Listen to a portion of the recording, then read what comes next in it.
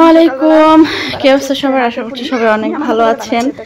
সকালবেলা নাস্তা তৈরি করছি, নারকেল পুলি বানাবো, তাও আটা দিয়ে করেছিলাম আসলে পরোটার জন্য ডো। তো নারকেল ছিল, অনেকদিন ধরে নারকেলগুলো পড়েছিল, তো ভাবলাম একটু পুলি পিঠা বানাই। কিন্তু বেশি তেল হওয়াতে হাজবেন্ড বলছে পুলি পিঠা খাবে না, সেজন্য তাকে পুর পরোটা বানিয়ে দিচ্ছি, মিষ্টি পরোটা, ভিতরে নারকেল আর চিনি দিয়ে বানিয়ে দিচ্ছি। আর আমার ছেলে তো কি আর বলবো, সে নারকেলের গুড়ের পিঠা খাবে না, তো চা করছিলাম, সে পরোটা দিয়ে চা দিয়ে খাবে। তো সে আবার পরোটা দিয়ে চাটা খুব পছন্দ করে, তার বাবাও পরোটা দিয়ে চা দিয়ে খায়, সেজন্য তাকেও পরোটা দিয়ে তারপরে চা করে দিছি। আসলে পুলি পিঠা বানিয়ে যখন আমার ছেলেকে দিছে, সে বলতেছে এটা নাকি তিতা লাগে। আচ্ছা, মিষ্টি পিঠা আবার তিতা লাগে নাকি? তারপরে বাজার চলে গেলাম, কিছু বাজার সদাই নিয়ে আসলাম। এখানে আলু, মিষ্টি কুমড়া শাক, লাল শাক, তারপরে কিছু সবজি, চিচিঙ্গা, ধনে পাতা, বরবটি, পেঁপে, গাজর, লেবু, শসা, টমেটো, তেল, তারপরে কিছু মাছ, পাঙাশ মাছ তো রেগুলার থাকেই, তারপর শিং মাছ, কিছু কাকিয়া মাছ, আমরা এগুলো খরা জালের মাছ, মেবি আমাদের অঞ্চলে খরা জালি বলে।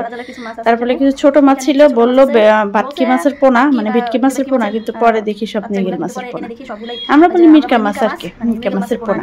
আর এখানে হচ্ছে কিছু চিকেন নিয়েছি, চিকেন গুলা রাখি প্রায় যে কোনো সময় কাজে লাগে। আর এই মাছটা কি মাছ বলেন তো আপনারা চিনেন? আমাদের অঞ্চলে এটাকে বলে ফুটকা মাছ। এটাকে ফু দিয়ে ফুলানো যায়। অনেকে নাকি খায় অনেক অঞ্চলে, বাট আমাদের অঞ্চলে আমরা খাইতে দেখি নাই। আমরা এগুলোকে ফু দিয়ে তার পায়ের নিচে ঠাস করে ফুটাইতাম, বাজির মতো ফুটতো এটা। আচ্ছা, আপনারা কি নামে ডাকেন বললেন তো এই মাছটাকে? আমরা তো ফুটকাই ডাকি। এই তো এখন আবার বেগুন এনেছিলাম, অনেকদিন যাবত ঘরে বেগুন আনা হয় না। আমার হাজবেন্ড যেহেতু অ্যালার্জির চিকিৎসা চলতেছে, যার কারণে বেগুন ঘরে আনাই হয় না, কিন্তু আমার খুব ইচ্ছে হচ্ছিল বেগুন আনতে।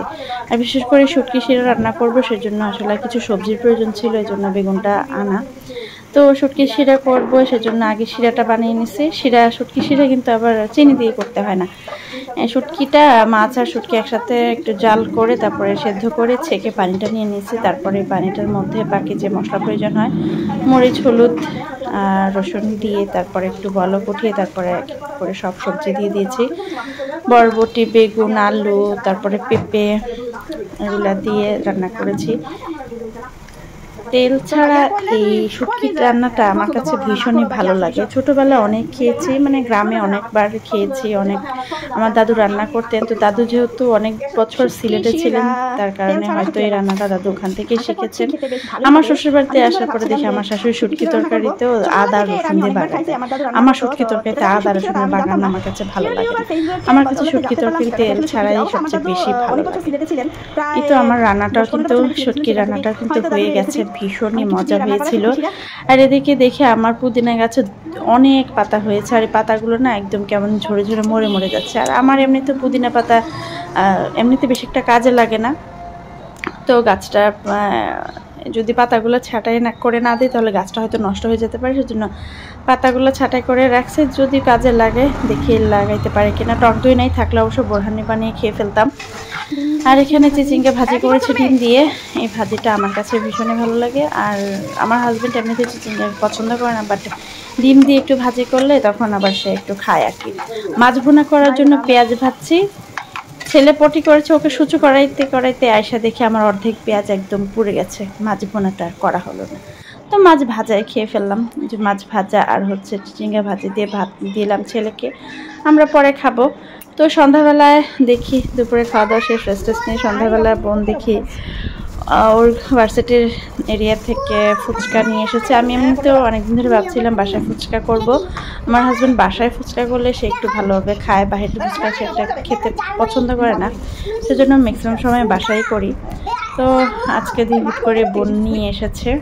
তো এটা হচ্ছে ফুচকার টকটা না অনেক ঘন, মানে সচরাচর টক এত ঘন হয়, মিষ্টি টক ঘন হয়, বাট এই তেঁতুলের টক এর তো ঘন হয় আমি আসলে দেখিনি। ওইটা এনেছে হচ্ছে কোটবাড়ি থেকে, ও যখন ডিপ্লোমা করতো তখন ওইদিকে এটা নাকি খেত, ওর কাছে নাকি ভীষণই ভালো লাগে, অনেকদিন যাবত খাওয়া হয় না। এখন তো আর বিএসসি করছে অন্য ভার্সিটিতে, সেজন্য খাওয়া হয় না আর কি। আজ এ পর্যন্তই, দেখাবো অন্য দিন। আল্লাহ হাফেজ।